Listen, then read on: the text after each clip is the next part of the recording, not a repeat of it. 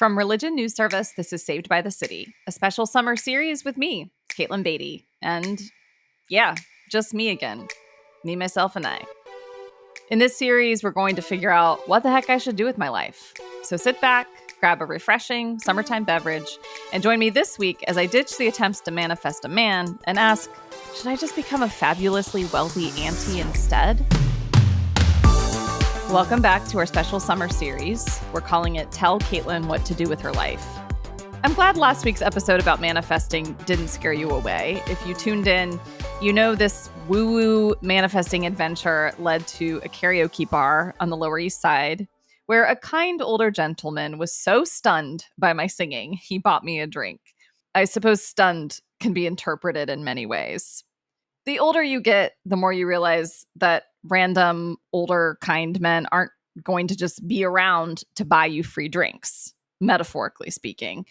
As a single woman building a life in a very expensive city, I've had to watch my expenses closer than ever before. Just think about rent alone. The median rent in Brooklyn is $3,600 a month. My parents just fainted. That's more than most people's mortgages. As a point of comparison, I paid $675 a month for a one-bedroom in the Chicago suburbs before moving to New York. Those days are gone forever. They're never coming back. Also, I work in Christian book publishing, and unless you're the Left Behind guys or you're writing a lot of very chaste Christian romance novels, you're probably not rolling in the dough in this particular industry. Turning 40 is a great time to take stock of one's financial situation. Money is something most of us don't talk about openly. And a lot of us avoid thinking about money in a proactive way. We just assume we'll be okay in the future, leaving the rest up to God, fate, or maybe the lottery. This episode of my summer series is all about trying to become wise about money at the midpoint of life. Wise in the sense of having good benchmarks and tools to proactively plan for the future, and wise, too, in the sense of examining the stories and assumptions we have about money and bringing them into more of a kingdom mindset. Thankfully, I have a few sages leading me on this path of financial wisdom. Later on, we'll hear from Amber Hacker, a friend of the podcast who hosts her own Religion News Service podcast called Money Meet Meaning. Amber is a total whiz about financial planning. I kind of get the sense that Excel spreadsheets are her love language. She breaks down the practical side of financial planning in a great way. All roads lead to the budget. Have a budget. It's boring, but it's sound and it works. And this stuff can be really hard. Don't beat yourself up over it. And it really is about behavior. We'll also welcome back Elizabeth Oldfield for a deeper conversation about why she thinks we all need to talk about money a lot more openly. If we find it easier to talk about our sex lives than we do about money, and there is not one or two trusted people who know what we're earning and broadly what our spending decisions are, then it's an indication that something's maybe a bit stuck. But first, since I'm trying to bring this kingdom mindset to my personal finances, I figured who better to start with for advice than a child? Jesus did say that the kingdom of God belongs to children. And the child I'm closest to is my nephew, who is almost 5. He is the light of the Beatty family's life. Here's what he advised.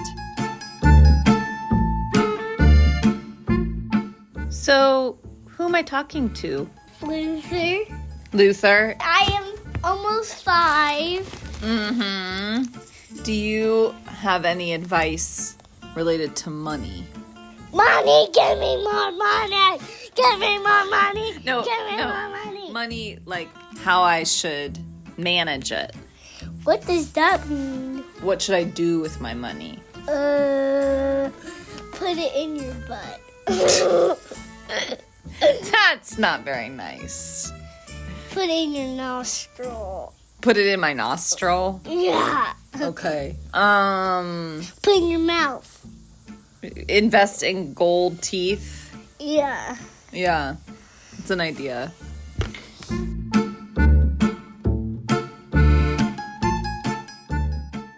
As intriguing as the gold teeth idea is, I think I need something a bit more actionable and less flashy. Enter Amber Hacker, the CFO of Interfaith America. Amber's passion for personal finances has earned her the title Budget Hacker. Get it? Amber Hacker. She also co-hosts the podcast Money Meet Meeting with Tom Levinson, and we'll be sure to drop a link to the show in our own show notes. All right, Amber, let's get hacking. Amber, when I reached out to you to talk about money, you were very excited. Oh, yes. I've rarely seen that level of enthusiasm when talking about personal finances. So, what about personal finances makes you so excited and happy to talk about? Well, first of all, thank you so much for having me, Katelyn. I'm a huge fan of yours and Roxy's and of Saved by the City. So I'm so excited to be on, both because I love personal finance, and I'm a big personal finance nerd, and because I love this pod. So you guys are awesome. I am single, professionally oriented woman, about to turn 40, definitely have some basic tools in the toolbox around personal finances, feel like I have a pretty good handle on things. But this is just something that I don't really talk about with other people. I think this could be a really important thing for women to become equipped on and share tips amongst themselves. Do you agree with that? Amen. Yes, I do agree. I think it's really, really important. For whatever reason, money kind of has this like taboo. You can't talk about it, right? Mm-hmm. You know, my Southern grandma, who I deeply love, I call her Gaggy. She's 98. Gaggy? Gaggy is her name. That's really cute. That's what I call her. Gaggy would always say in polite company, one does not discuss money or religion. Katelyn, I think we're polite, but we're breaking that rule. And, yes. You know, so I do think there's a taboo around money, and it's really important. It impacts our daily lives. And I think a lot of us have perhaps the like head knowledge. We have, you know, some financial literacy. That is an area where I think, you know, we can always learn more. But for me, it was so much about behavior. It was about how can we think about behavior so we can all win with our finances and win with money. So I understand you have some questions for me. I do. You have assured me I don't have to, like share what I make.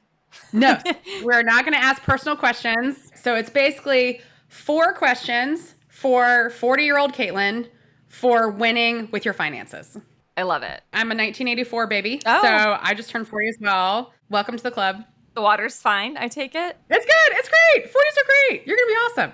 Let's jump in to the questions, and we'll do like rapid fire responses. Okay? I love it. And then we'll talk about each one individually. All right, you ready? Sounds great. Yeah, I'm ready. Okay.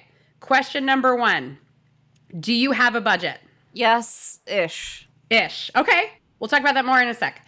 Question number 2. Do you have any debt, not including your house or a mortgage? No. Awesome. Okay, you're killing it.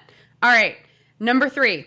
Do you have the equivalent of 3 to 6 months of expenses saved in an emergency fund that is easily accessible? Yes. Awesome. Great. All right, last question. Have you saved enough for retirement? Side note, we'll talk about what enough means in a moment. I don't know. I have a 401k that has a matching component from my employer. Nice. All right, well, first of all, you're already killing it, Katelyn, so congratulations. Let's go back through each of these and talk about them more. Mm-hmm. So I want to first talk to you about a budget. Mm-hmm. All right, so for me, the budget is essentially the roadmap to all your other financial goals. The budget is the key to financial success. So if we can really figure out the budget, we can get everything else right. So you said you have a budget-ish. So tell me more about that. So I keep track of all my expenses and all of my income in a huge Excel spreadsheet that I have literally had for probably 15 years. Like I could go back and look at everything that I bought and everything that I made in 2009. And everything is organized in the spreadsheet by type of expense, right? I can see every month how much I'm spending on groceries, how much I'm spending on toiletries, how much I'm spending on subway rides. And I can also see how much money I have left over. I'm not spending everything that I'm making. But that's not quite a budget. I'm not really making limits for myself in each category. So it sounds like you're doing some good tracking. What I'm hearing is you're doing some good tracking of expenses. But the purpose of a budget is really to set goals and then to hold yourself accountable to those goals, right? So you used clothing as an example to say, I only want to spend $300 a month on clothing, and then to track progress against that goal. Yes. So I'll give a couple of pieces of advice here. One, I think it's great that you have a spreadsheet. I am personally agnostic as to what budget tool you use, whether it's a spreadsheet. There's some great platforms out there. Every Dollar is the Ramsey Solutions one. There's one called Monarch Money, which is Mint, is what we used to use, and that went out of business. There's one called YNAB, which is the You Need a Budget. They all kind of do the same thing. So if you are somebody that actually really likes tracking your own expenses in an Excel spreadsheet, have at it. One nice thing about the online platforms, you can link all of your credit, debit, all of your accounts, and it'll populate things for you. Right. It's streamlining it, and it's also giving you the tools to actually create goals. Exactly. So you can create different goals within it and then make progress against those goals. So, I personally think, there's a saying that the best diet is the one that you can stick to. I think the best budgeting tool is the one that you can stick to. Like, it's really, it doesn't necessarily matter which one you use, as if you are using it. And then I think holding yourself accountable and having a weekly meeting with yourself. And so where you're really tracking things on a weekly basis, monthly is too long because you need to see things on a weekly basis. So then you can say, oh, actually, I went a little bit over on clothing. Which wouldn't be surprising. Can't spend any more money on Poshmark the rest of the month. And I got to pull that back and maybe make some adjustments, right? The way that I would recommend doing that is there's this like fancy behavior economic term that's called habit stacking. Have you heard of habit stacking? Yes. But tell us what it is. Yeah. So the idea is if I set a goal that I want to do 20 push-ups a day, a way to accomplish that is to tie doing push-ups with a habit that you already do. So I already brush my teeth every day. I brush my teeth twice a day. So I would do 10 push-ups after I brush my teeth in the morning and 10 push-ups after I brush my teeth in the evening. So when I brush my teeth, it's a cue to do the push-ups, right? As you think about budgeting, is there a habit, something that you do every Sunday night? You watch a certain show on Netflix, or you, call somebody on the phone, or you go for a walk, or whatever it is. Is there something that you do on a weekly basis that you could tie a habit to help to hold yourself accountable to looking at your budget? On Sunday evenings, on the couch watching something is a really solid guess as to what I'm doing most Sunday nights. So awesome. That's a time that I could naturally, this is the time that I do my budget. This is the time that I check in and see where I need to be. Yeah. Yeah. Well, I think especially since, holding yourself accountable to yourself, it's really important, right? As somebody who is single. And I think that also reminds me of this idea of temptation bundling, which you may have heard of, which is tying something you need to do with something that you really want to do, right? So sitting on the couch watching Netflix, we all want to do that. That's great. But before you let yourself do that, you do your budget check-in with yourself. This is how my father operates, and he would love that you're recommending temptation bundling. Oh, good. He doesn't call it that, but that is what he does, and that's what I picked up from him. So. Awesome. That's great. I do this when I know that I need to get in some more steps. I try to hit about 15,000 steps a day, but I need to convince myself to do it. So I put on one of my favorite pods, Say by the City, and I go walk around the neighborhood. So something you really need to do with something that you really enjoy doing to trick yourself into doing it. Exactly. Okay. So let me say the two things that I think are really important that I would advise you to keep in mind when keeping up with your budget. So you have a budget, which is great, but the pitfalls that I see really two pitfalls. One is do not let perfect be the enemy of the good with budget. That is a common pitfall. Well, if I can't do it perfectly, I'm just going to throw my hands up. I'm going to get rid of the budget. Why even bother? So for example, I have different budget categories. I go to Target, I get groceries, and I get household items. Those are two separate categories in my budget. Then when 5 days later, I'm like, oh my gosh, I spent $200 at Target. How much of that was groceries? How much of that was household? You know what? It doesn't matter. Throw it all in household, call it a day, right? And then the second piece of advice I would give about budgets is give yourself 3 months to really get it right. So, for example, when we first created a budget, we grossly underestimated the amount the groceries cost. Groceries cost a lot of money, especially as we were paying attention to how much we were eating out. Because we were eating out a lot less, we had to buy more at the grocery store, right? So there'll be these kinds of things where one category impacts the other. So it really takes about 3 months to really live into your budget, and you realize, actually, I just consistently spend more here and I need to up it. So then I need what do I need to decrease to account for that, right? Right. So I would say those would be my 2 pieces of advice. Do not let perfect be the enemy of the good. It takes 3 months to get it right.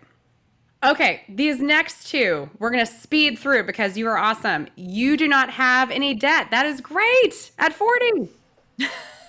Yeah. I mean, on this front, I feel I could say a lot about my parents. They set me on a path of financial wisdom and stability. And one of the things that they helped with early on was, well, a lot of my college education was paid for. I think I ended up with $10,000 in debt, all things told, and was just able to pay that off within the first few years after graduation. And then my car, I don't have a car anymore, but when I did, that came out of like my grandparents, what they had set aside for me. It was all paid for, like, not in cash, but it was all paid for in one lump sum. So I walked away with like a new car and no car payments. And yeah, I don't have any credit card debt. I pay off my credit card account every month without any leftover, so I'm not incurring interest. So I feel kind of proud of myself on this one. You should feel not kind of proud. You should feel like super proud. You are killing it on this. I mean, so this is an area where, my husband and I struggled. I encourage people to get out of debt as quickly as humanly possible. We followed a lot of Dave Ramsey and Ramsey Solutions baby steps. There's a lot of good things about Dave Ramsey, and a lot of people have some criticisms of him as well. But I will say his financial principles are really sound. And so he has what's called the baby steps. And in his baby step number 2 is like get out of debt as fast as humanly possible. Jesse Meekum, who is the founder of YNAB, You Need a Budget, he also talks a lot about this in his book. Debt really is the enemy of financial stability. Once we got out of debt and didn't have any payments, it was amazing how quickly you can make progress against your goals. So you're killing it on this one. And then I would just say, once we got out of debt, we never, ever wanted to go back in it. Right. This is where having a budget is really, really important because, you mentioned a car. Should you ever move somewhere where you would need a car, I would highly encourage you to plan for that and to pay for it in cash and to not go back into debt. So you're doing awesome on this one. Great. Thank you. Cool. Okay. Next one. You have an emergency fund. You have 3 to 6 months of expenses in the bank. That is awesome. Yes. Key point here is it needs to be easily accessible, which it sounds like yours is. Yeah. I mean, I have that much in a savings account. I also have a couple other like little eggs that I've been, I couldn't even tell you the financial technical name of them, but little, like one is through Elvest, which is a savings geared toward women. Another is Thrivent Financial. Oh, yeah. And so I just like, I have an automatic deposit into both of those every month. And between those two that I've been putting money into for several years now, like what's in there is about as much as what is in my savings account. And all of that is easily accessible. Excellent. So you're killing it on this one too, Katelyn. I'm probably telling you things you already know, but emergencies come up. You want to be prepared. It can be a minor emergency, so just this week I had a $400 medical bill for one of my kids that I was not expecting.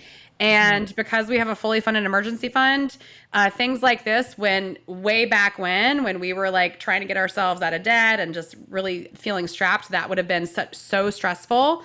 It's now a minor inconvenience.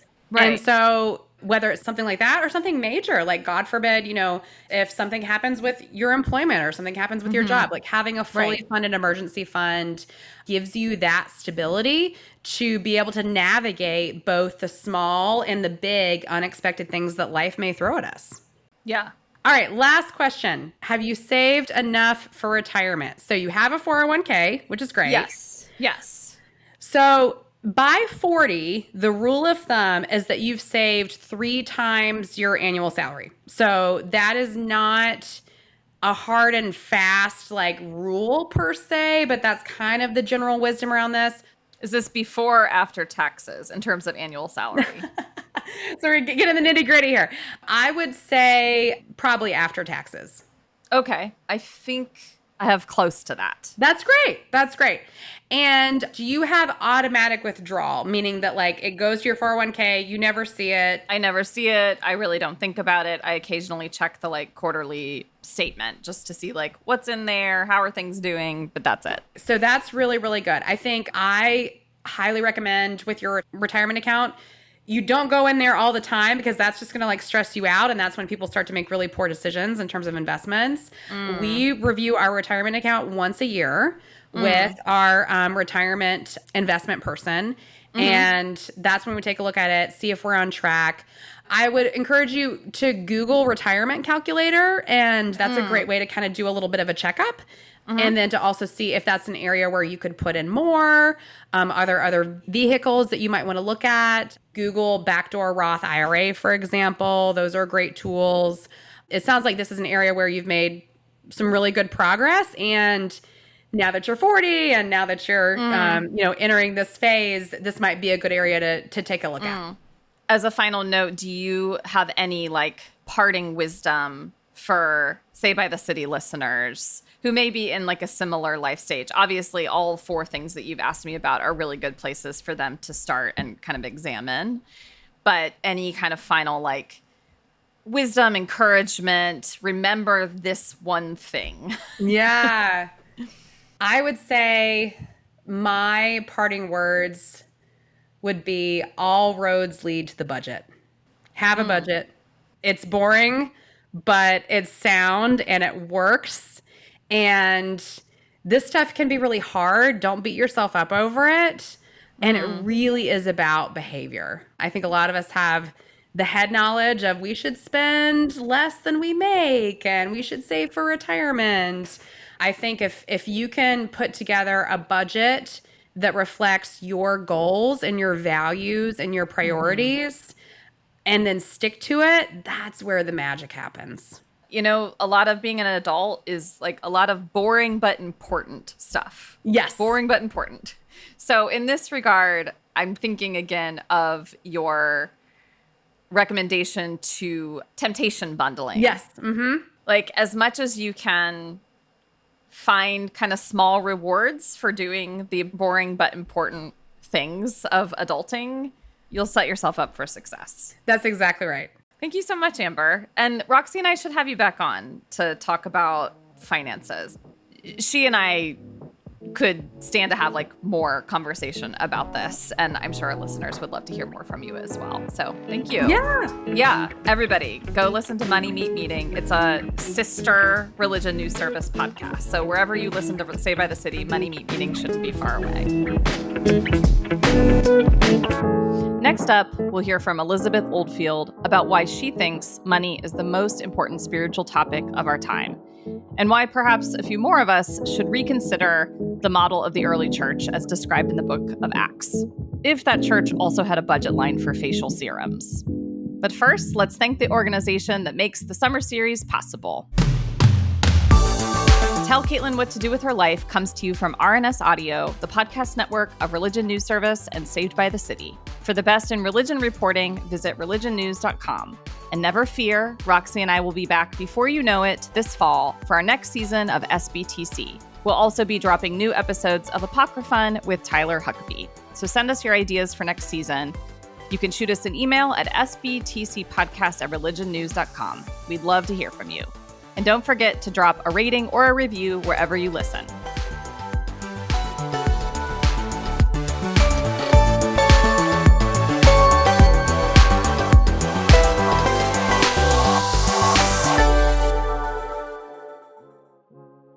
I'm delighted to welcome back Elizabeth Oldfield, the author of the new book, Fully Alive, Tending to the Soul in Turbulent Times, host of the Sacred Podcasts, and another fellow 40-year-old. So I'd be curious to know if this is also true in the UK. We talk about money as a concept all the time, as it affects like public life and policy.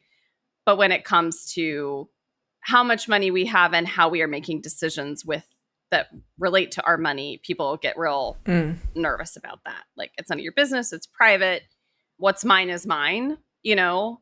So why would I tell anybody else? Because I earned it myself, and what I do with it is between me and the Lord or whatever. So I'm not going to ask you to tell me how much you make, but what are some values or postures that should inform how we think about our own financial resources? I think there's a reason that we're so private about it. I think it is the most spiritually profound element of our life. And I came to that conclusion writing a chapter on avarice for Fully Alive and being really like smashed over the head by how seriously the scriptures of my tradition take our relationship with money and what we do with it and who we give it to. And I have not yet really known how to action my conclusion that where my money is going is the quickest indicator of how healthy my soul is. But I am in the process of trying to line that up a bit better. And moving into this really small intentional community has been really key in that, because we initially rented together and my husband and I couldn't afford our half of the rent, and our housemates were earning more money than us. And the only way we could make any progress on the project of wanting to live in community was if we let them pay more of the rent. And it was this really helpful impetus for us to have, and we were having conversations about everything, living community, endless conversations, but to really uproot some of our assumptions underneath it. What were our parents' attitudes to money? We've talked about control a lot in this series. Is it really about control? Is it about trying to guarantee our own safety?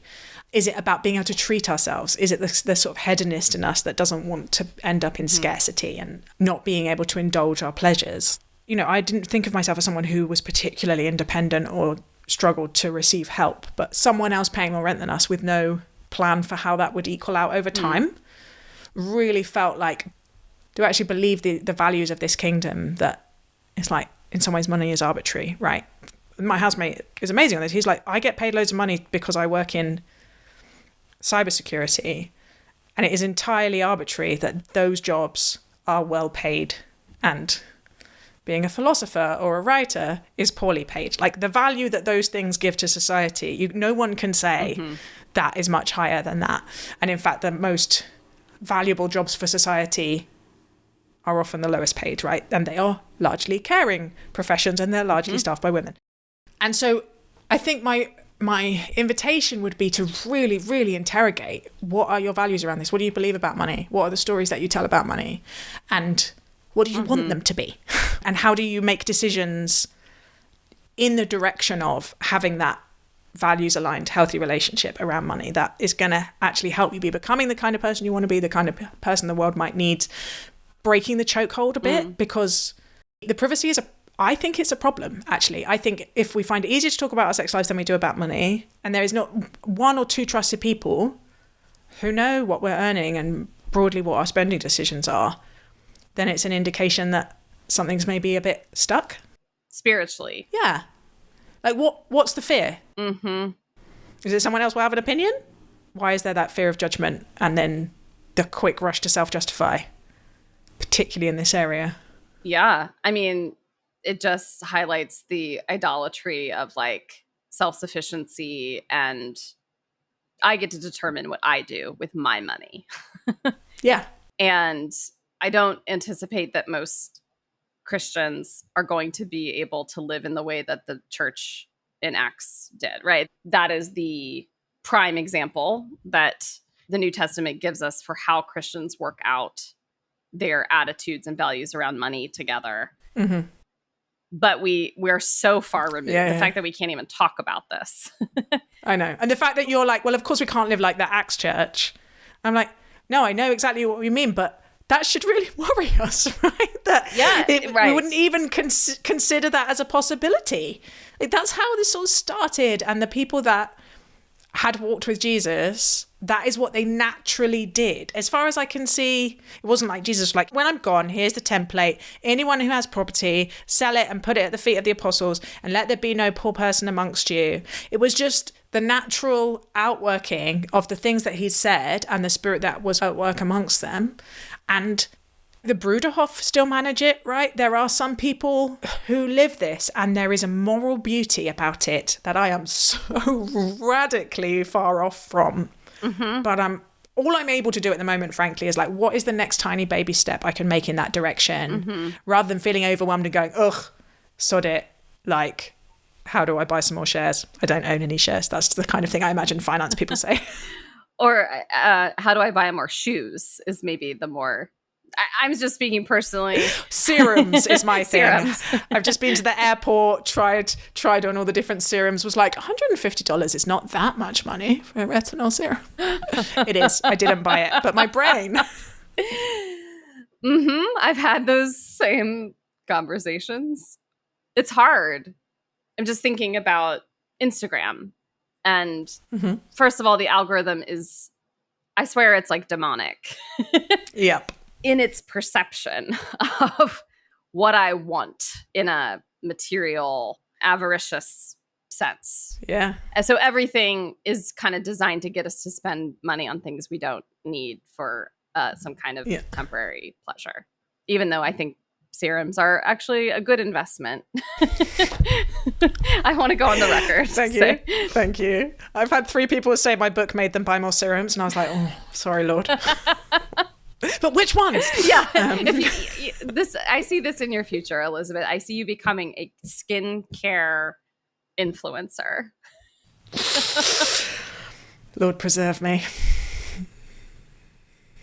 On the money thing, I kind of want to ask, what is the decision that you're wrestling with? But is it more diffuse than that?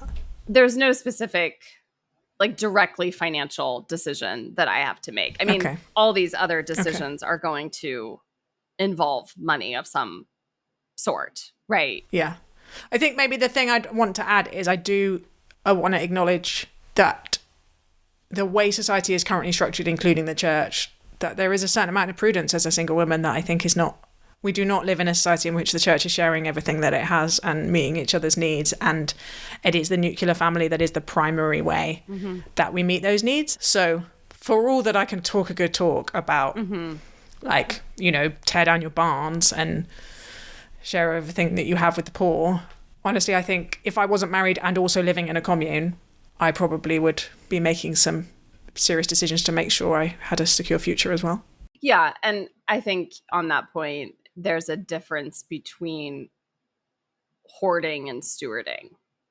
Yeah. It's the posture. Is it, yeah, I have a scarcity mindset, not giving anything away. I'm not sharing because I'm fearful of the future. Or is it, but for all I can tell, God has entrusted me with some measure of responsibility with what I do have, and I should try to wisely plan for the future, knowing that it could be a little precarious. Yeah, and not end up kind of drawing on other people's resources just because we were being foolish. Yes.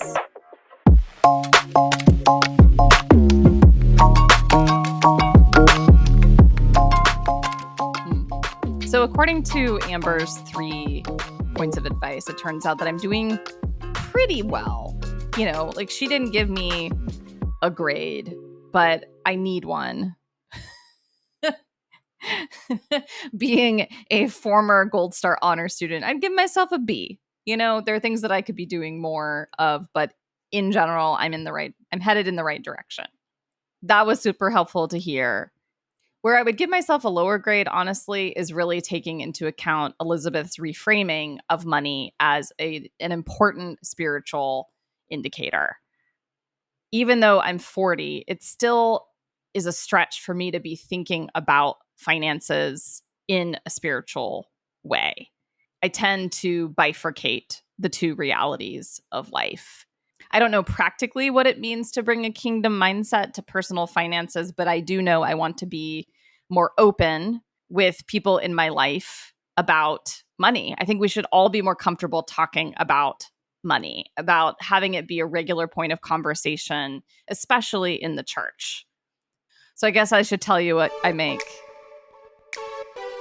Maybe I'm not ready to go that vulnerable, but let's just say I have a lot of jewels stored up in heaven and not a lot on earth. Maybe I should reconsider that gold teeth idea.